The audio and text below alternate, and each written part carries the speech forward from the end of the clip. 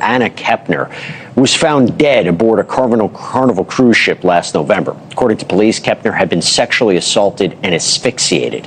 And we are now learning how investigators were able to narrow down the thousands of suspects on board that ship to just one: Kepner's stepbrother, Timothy Hudson. Okay, take a breath with me for a second, because this case is different, and I'll tell you why. This didn't happen in a house or a town. It happened at sea, in international waters. No state could touch it. So the federal government stepped in, a 16-year-old, charged as an adult, facing life in federal prison. That almost never happens. Almost never. And then, June 10th, 2026, a federal judge wrote something into a public court order. One word that stopped everyone cold: psychopathy. Now watch how we got there. When the ship docked, the FBI was waiting. They watched him cry, uncontrollably. He was taken in for a psychiatric hold. And the next day, his mother texted his father. She'd spoken to her son, she wrote. He kept saying the same thing, over and over. He couldn't remember anything from that night. That text, it's in the court record. A jury will read it in September. And here's the prosecution's answer. It's simple. Someone wrapped Anna in a blanket. Someone stacked life vests in front of her. Someone carried her phone to another deck and dropped it in the trash. Those are steps, in order, on purpose. You don't do all of that and then not remember anything.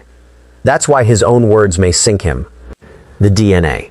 It's the strongest thing they have. A rape kit was done, male DNA was found, and it matched the stepbrother. The odds it belonged to anyone else? Prosecutors say there's no other human explanation. But here's the opening for the defense. Stay with me, because it's important. An FBI agent was asked, under oath, does any DNA tie him to the strangling itself? And the agent said no. So the DNA proves the assault. It does not put his hands on her throat. The murder? That rests on the timeline. The cameras, the phone, the watch, the fact that he was the only one there. The defense will stand up and say, you can't be sure what happened in that cabin. That's the whole fight in September. Subscribe, hit the bell, because we're covering every single details of it. Anna Kepner's stepbrother opened up, and his words changed the case forever. Now, opened up. Hold on to that phrase, because it doesn't mean what you'd expect. What he said was stranger than a confession. We'll get to it. Stay with me. First, the facts. Plain and fast. Anna Kepner was 18 years old. She was found dead on a cruise ship, inside her own cabin, hidden under the bed. The person now charged with killing her 16-year-old stepbrother. Sit with that for 1 second. 18 and 16. 2 kids, 1 family. One of them did not come home. And here's what makes this case unlike almost any other. It didn't happen in a city or a county. It happened at sea. The ship was in international waters that night. That single fact changed everything. No state had the power to charge him. Not Florida, not anyone. So the case went federal. The U.S. government stepped in directly. And then prosecutors made a rare move. They charged a teenager as an adult. Think about how unusual that is. A 16-year-old facing life in federal prison. That almost never happens in this country. It happened here. Okay, now the moment the whole case turns on, the reason this video exists, the judge, his name is Edwin Torres, a federal magistrate, and he ran every hearing in this case. Back in May, he made a decision. He let the stepbrother go home, ankle monitor, his uncle's house, out in the world. And the judge said something out loud that day. He would not call the government's case strong. He called it a close call. So the kid walked out of that courthouse free while awaiting a murder trial. Now, watch what happens next. June 8th. Prosecutors file new material with the court, sealed, hidden from the public. We still don't know what's in it. 2 days later, the same judge moves. And he doesn't just adjust his ruling. He reverses himself completely. 14 pages, 1 order. The judge who called this a close call now writes that the evidence is overwhelming. And then he uses words you rarely see in a public court document. He writes that the alleged conduct points to psychopathy, and a lack of remorse. He writes that this defendant could snap at any time, and he orders him locked up that day. Let that land for a second. A career federal judge, one who'd held the line for months, reads something sealed and changes his mind in 48 hours. That's not a small thing. That's the engine of this case. And through all of it, every hearing, every ruling, the stepbrother has said the same 5 words. I can't remember anything. Not, I didn't do it. Not, you have the wrong person. Just, I can't remember anything. We're going to come back to those 5 words, because prosecutors have a very specific answer for them, and it's not the answer he's hoping for. But here's why you need to stick around. That sealed June 8th file, the one that flipped a judge, is still not public. When it unseals, it could be the most important document in this entire case. And the day it drops, we break it down here, line by line, before the headlines catch up. So subscribe right now, hit the bell. Not for more videos, for this. So you're not the last person to find out what was in it. Because this case is not finished, it's still moving. He has pleaded not guilty. To everything. That is his right. Nothing has been proven. A jury hasn't spoken yet. But to understand why a judge reached for the word psychopathy, you have to go back. Back to what people tried to warn everyone about. Long before that ship ever left the dock. Let me ask you something before we go further. What if the warning came months early? What if someone saw it and said it out loud? Because that's what happened here. This danger wasn't a surprise. It was reported. Start with the household. 1 sentence. 2 parents married, 2 teenagers under one roof. Neither of them chose to live together.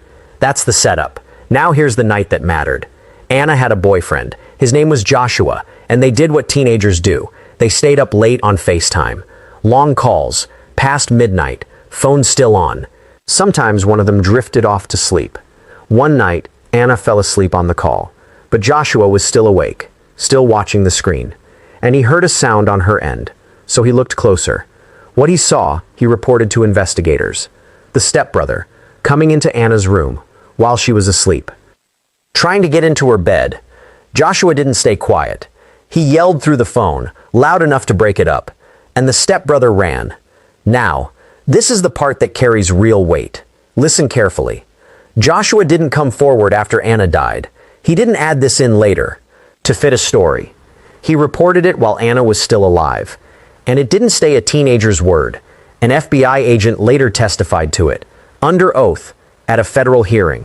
So this isn't rumor, it isn't gossip, it is in the official record. Now, what did Joshua do next? He did the responsible thing.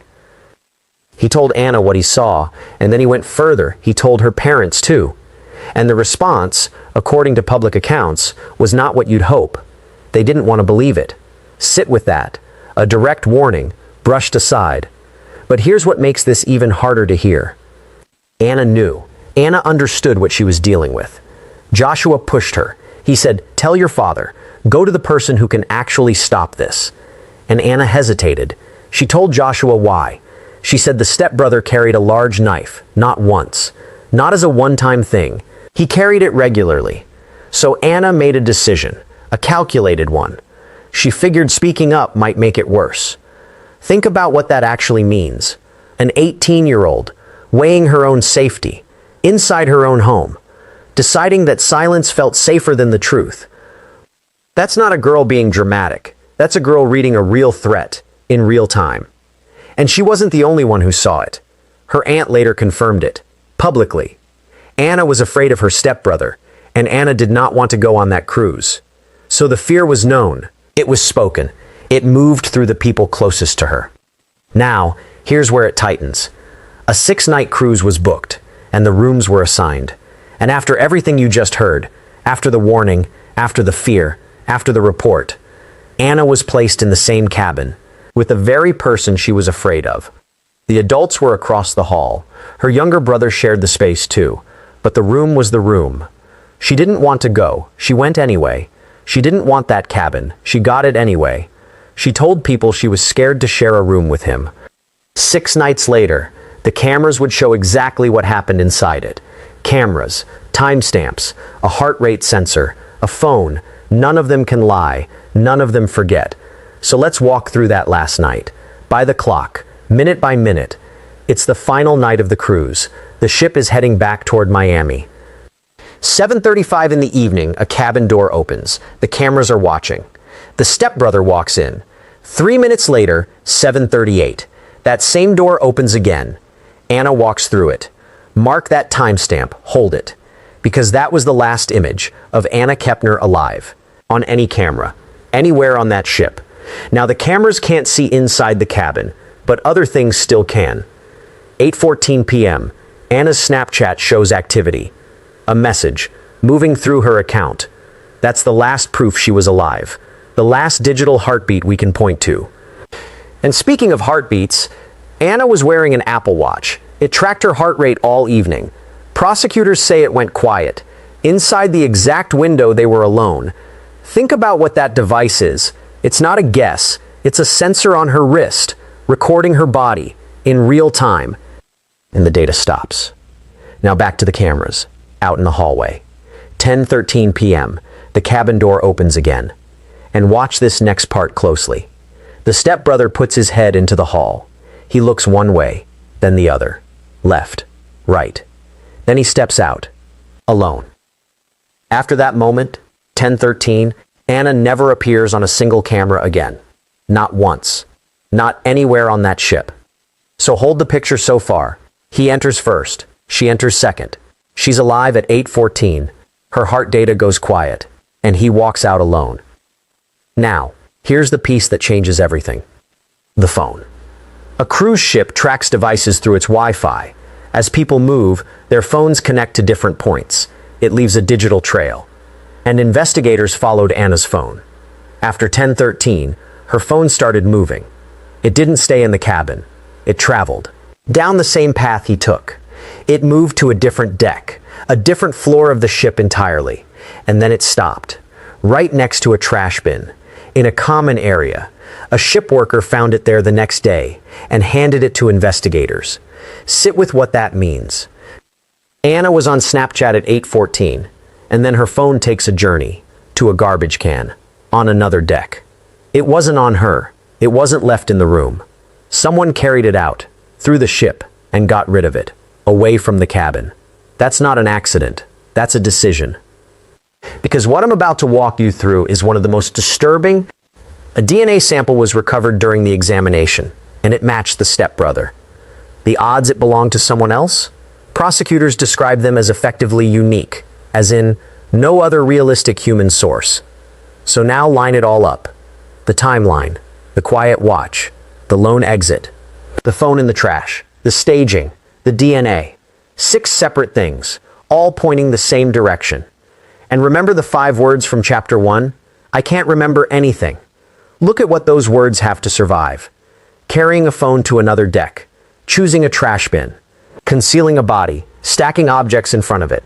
Those are sequential acts, deliberate ones, done in order, with purpose. And that's the heart of the prosecution's case. You don't perform those exact steps, and then remember none of it. Now, pause everything for 1 second. Because here's what should stop you. Everything I just laid out, the phone, the timeline, the DNA. In May, a judge still called it a close call. Not strong, a close call. So what flipped him in June? What was powerful enough to reverse him in 2 days? That's the sealed evidence. And it's coming. We're covering it the moment it's public. Here's something most people get wrong about DNA. They think it answers everything. A match comes back, and the case is closed. But DNA only proves what it touches. And in this case, that distinction is the whole fight. So let's be precise about what the DNA shows, and, just as important, what it doesn't. At a federal hearing, an FBI agent took questions, under oath, and he was asked a direct one. Is there any DNA connecting the stepbrother to the strangulation itself? His answer was no. Read that carefully. It matters. The DNA supports the sexual assault allegation, but it does not, by itself, place his hands at the cause of death. So the assault and the killing are 2 separate questions, and the evidence sits differently on each. The assault leans on biology. The murder leans on everything around it. The timeline, the lone exit, the phone, the staging, what investigators call the circumstantial totality. Strong, yes, but built from pieces, not a single match. And the defense knows exactly where to push. Because there's a second name in this case. During the cruise, there was another teenage boy, a passenger, with no connection to either family. Anna had a consensual encounter with him, and his DNA was present too. Now stop. Don't jump ahead. Investigators didn't ignore him. They did the opposite. They identified him, they tested his sample, they ran it down completely, and then they cleared him, fully. He was excluded from the investigation. So in the eyes of the FBI, that door is closed. But here's the thing about a courtroom. The defense doesn't have to prove who did it. They only have to raise a doubt. So they'll point to that second profile. They'll remind the jury he was there, that his DNA existed at all. Not necessarily to accuse him, just to ask one question, over and over. Can you really be certain what happened in that cabin? That's the strategy. Reasonable doubt, nothing more. Now, the other side needs more than a timeline. To win first-degree murder, they need intent. They have to show this was deliberate, not an accident, not something that spiraled. And that's where motive comes in. Now, careful here. This part is theory. It comes from legal analysts, not from a verdict. But the theory goes like this. A documented fixation, building over time, then a perceived betrayal aboard the ship. The idea that the person he was obsessed with had been with someone else. Analysts suggest that could be the trigger. The bridge from obsession to intent. Again, that's an argument, not a proven fact, but it's the kind of story prosecutors build toward. So now you can see both sides forming. Let's lay out the defense playbook plainly. 1. He was a juvenile at the time, 16 years old, no prior record. 2. The DNA gap, no genetic link to the cause of death. 3. The cleared passenger, another profile, another presence, more doubt. And 4. The judge's own words. Remember, in May, this same judge said he would not call the case strong. He called it a close call. The defense will quote that again and again. A judge said it, out loud, on the record. So on paper, both sides have real footing. But there's one variable that towers over all of it. That sealed filing from June 8th. Nobody outside the case fully knows what's in it. If it's ruled admissible, it could become the most powerful evidence at trial. If it's challenged and kept out, then the judge's close call language gets loud again. One sealed document, two completely different trials. That's how much is riding on it. And whatever it holds, it already moved a judge once. All of it now points to one courtroom in September. But the person who could explain the most may never walk through the door. And that absence is its own kind of evidence. There's one person in this case with nowhere to stand. Her name is Chantel, and her position is almost impossible to describe. So let's do it with facts, not feelings. Chantel is the mother of the accused. She is also the stepmother of the girl who died. One woman, both sides of the same tragedy.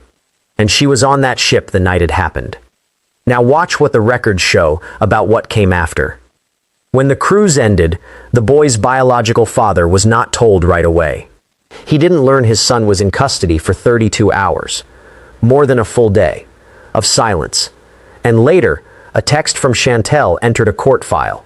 In it, she wrote that she couldn't risk her marriage to Anna's father. Read that again, slowly. The mother of the accused was married to the father of the girl who died. There is no clean way to hold both of those. And when the questions came, Chantel went quiet. In the family court proceedings, she took the fifth. She declined to answer, on legal advice, because a criminal case was unfolding at the same time. That is her right, fully, without exception. But here's what's coming in September. Reports suggest Chantel may not attend the trial at all, and that matters more than people realize. Because juries notice who sits in the room. When the mother of the defendant isn't there for the most important days of his life, a jury registers that, quietly, without a word spoken. An empty seat can say a lot. Now, there's a whole second layer here. Running alongside the criminal case was a family court battle over custody. And that fight did something unusual. It pulled the household's private conflicts into the public record. Accusations, counter-accusations, old tension, all of it surfacing in court filings. None of it proven, but all of it now visible. A family that was already strained, long before that ship ever left the dock. But let's step away from all of them for a moment, because in all the legal noise, it's easy to lose the person at the center. So let's bring Anna back, through facts. Anna wasn't drifting through life. She had a direction, a real one. She had already passed her military entrance exam. She was in talks with Navy recruiters, and she had a plan beyond that. She wanted to work in law enforcement as a K-9 officer, working with police dogs. That wasn't a daydream. She'd done the steps, and she was close, so close. 22 days from her high school graduation. 22 days. She never walked across that stage. So her father did it for her. He accepted her diploma, in her place, in the seat that should have been hers. That's who this case is actually about. Now, all of it converges in September. For months, this has been theory and argument. Hearings, filings, sealed documents. The trial is where that changes, where theory becomes a verdict. 12 people, one room, and they'll weigh the two things this whole case turns on. On one side, the gap, no DNA tied to the cause of death. On the other, the staged scene, the phone, the timeline, the deliberate steps, and underneath both, the silence. Which brings us back to where we began. The title of this video, The Stepbrother's Words. Remember, those words were never a confession. He never explained. He never admitted anything. The words that changed the case were a claim of no memory. I can't remember anything. And the entire fight ahead is whether the evidence will let that claim stand. A staged cabin, a discarded phone, a judge's findings, written on paper, against 5 quiet words. That's the case. That's September. Now, the part the law requires us to say, and we mean it. Everything here is an allegation. He has pleaded not guilty to all charges. And under the law, he is presumed innocent until 12 people decide otherwise. Nothing has been proven, the trial hasn't happened, but it's coming, and we'll be there for it. When that trial opens in September, we're in the room for every session, the witnesses, the rulings, the verdict, the day it happens, not a week later. So subscribe and turn on the bell now, because the next time this case moves, you'll hear it here first. And tell us in the comments, the DNA gap or the staged scene, which one decides it?